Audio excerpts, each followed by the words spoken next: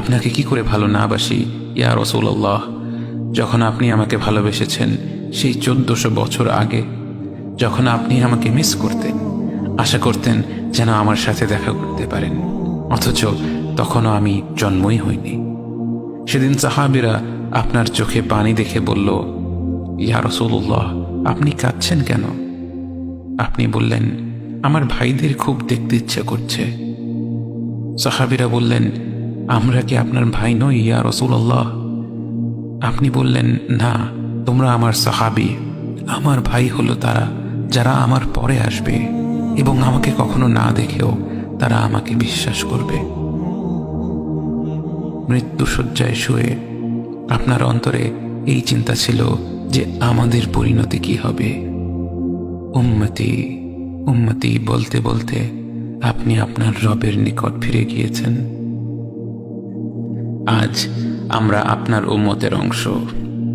বিশ্বজুড়ে আপাত দৃষ্টিতে আমরা হচ্ছি সবচেয়ে অপদস্থ, নিরুপায়, পরাজিত, লাঞ্ছিত, অথচ বাস্তবে আপনার উম্মতের অংশ হওয়া যে গোটা বিশ্বের সব সম্পদ পাওয়ার চেয়েও মূল্যবান ব্যাপার।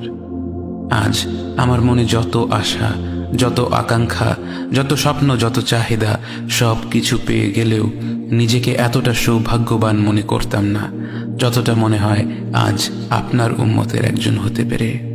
কাল হাসরের ময়দানে যখন গোটা মানব জাতি এক নবী থেকে আর এক নবীর কাছে ছুটে যাবে, আল্লাহ যেন বিচার প্রক্রিয়া শুরু করেন এবং প্রতিটি নবী নফসি নফসি বলে মানুষকে ফিরিয়ে দিবে।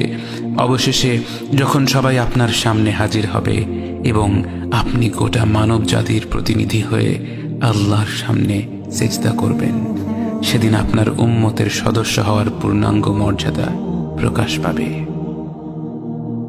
ইয়া রাসূলুল্লাহ, আপনাকে কেন এত ভালোবাসি তা তো ভাষায় প্রকাশ করা যাবে না। তবে যতটুকু ভালোবাসা আপনার প্রাপ্য ততটুকু তো আপনাকে ভালোবাসতে পারি না। কথায় আপনাকে যতটা ভালোবাসি, কাজে তো তেমন করে ভালোবাসতে পারি না। আপনার সুন্নতের অনুসরণ করি ঠিকই, কিন্তু ভিন্ন মতের অনুসারীদের সাথে ঝগড়া না করে থাকতে পারি না।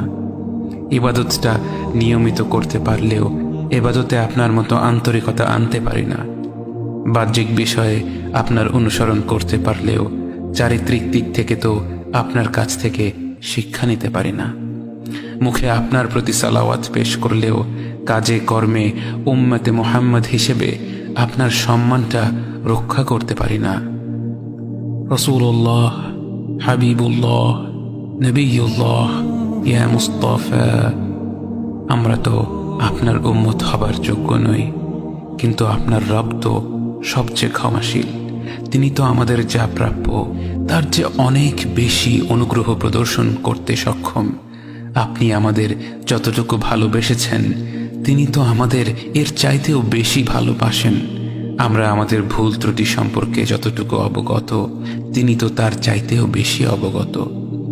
আমাদের রবের অনুগ্রহের দিকে তাকিয়ে অন্তরে আপনার প্রতি যতটুকু ভালোবাসা রয়েছে সেই ভালোবাসার দিকে তাকিয়ে আজ বুকে আশা বেঁধে রই, খুব শীঘ্রই আপনার দেখা পাবো ইয়া নবী আল্লাহ। খুব শীঘ্রই হাউদে কাউসারের পাড়ে আপনার হাতে তৃষ্ণা মেটাবো ইয়া হাবিব আল্লাহ। জান্নাতের নির্মল বাগানে অনন্তকালের যাত্রায় আপনার সঙ্গী হয়ে ঘুরে বেড়াবো ইয়া রাসূলুল্লাহ সাল্লাল্লাহু আলাইহি ওয়াসাল্লাম।